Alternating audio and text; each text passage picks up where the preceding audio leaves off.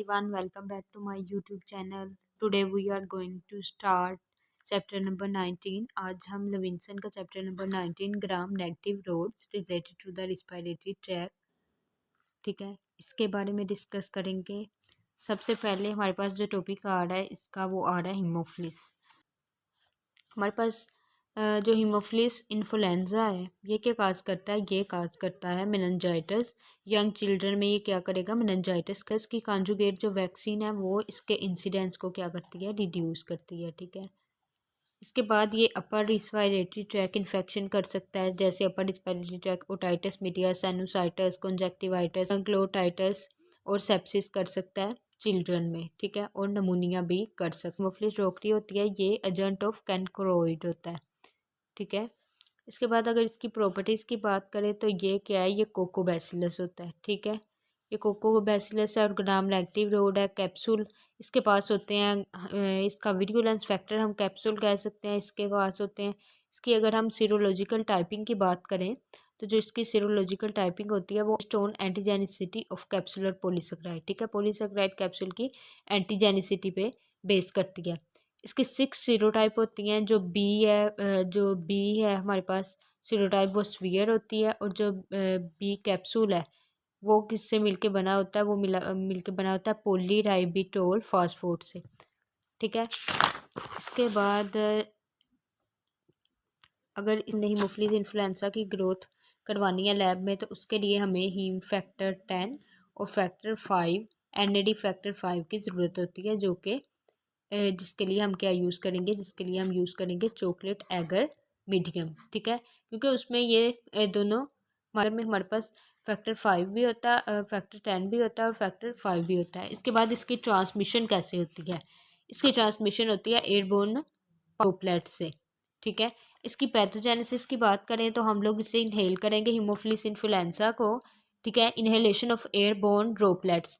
तो जो हमारे पास ऑर्गेनिज्म होगा, यानी कि हमारे पास हीमोफिलिस इन्फ्लुएंजा जो हमने इनहेल किया होगा वो क्या करेगा, वो IgA प्रोटीएज प्रोड्यूस करेगा।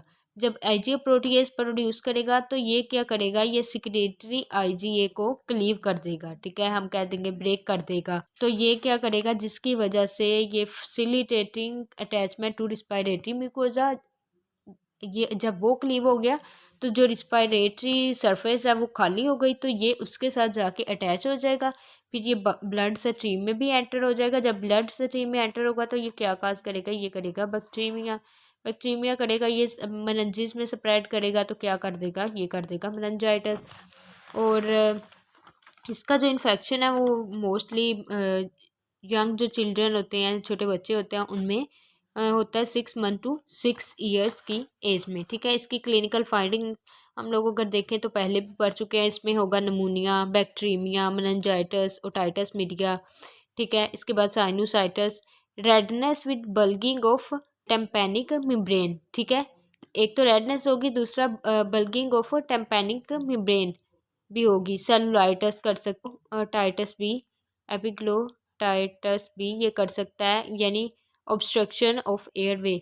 और इन्फेक्शियस अर्थराइटिस हमारे पास जो है वो ज्वाइंट्स की आ जाएगी। साइनोसाइटिस जो हमारे इसकी लैब डायग्नोसिस की हम बात करें तो ये ग्रोथ किस पे शो करेगा, चॉकलेट एगर पे, क्योंकि इसको ग्रोथ के लिए 2 मीडियम रिक्वायर्ड है, 2 फैक्टर रिक्वायर्ड है, फैक्टर 10 और फैक्टर 5, ठीक है। फैक्टर 10 और फैक्टर 5 हम अगर देखें तो हमारे पास चॉकलेट एगर में प्रेजेंट होते हैं, इसलिए हम इसकी ग्रोथ किस में करवाते हैं, इसकी ग्रोथ हम करवाते हैं चॉकलेट एगर पर, तो ये ग्रोथ शो करेगा। इसके बाद इसके हम बायोकेमिकल टेस्ट कर सकते हैं, इसका कोई लिंक रिएक्शन कर सकते हैं कैप्सूल की स्वेलिंग की बेस पे, ठीक है, कैप्सूल की स्वेलिंग की बेस पे हम इसे डिटेक्ट कर सकते हैं। इसके बाद फ्लोरेसेंट एंटीबॉडी टेस्ट कर सकते हैं, काउंटर इम्यूनो इलेक्ट्रोफोरेसिस टेस्ट कर सकते हैं और लेटेस्ट एग्लूटिनेशन टेस्ट कर सकते हैं, ठीक है।